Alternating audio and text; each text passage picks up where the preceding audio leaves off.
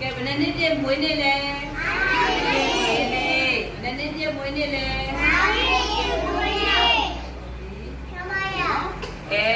လေးစတောင်းလေးမြတ်ကလိုပဲတက်ပြီးစတောင်းပြရအောင်နော်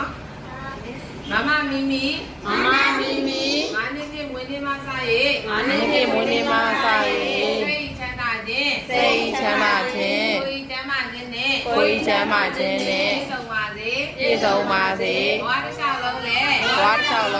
ပြည့်စုံမရပါစေပြီးတော့ပညာတတ်ကြီးဖြစ်ပါစေလက်ကောင်းသားပဲလားဘေးအနေနဲ့ကင်းရှင်းပါစေမိဘကိုလှုပ်ကျွေးနိုင်တဲ့မိကောင်းရတနာလေးတွေဖြစ်ပါစေ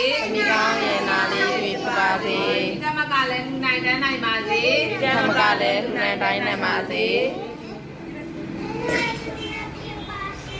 အေး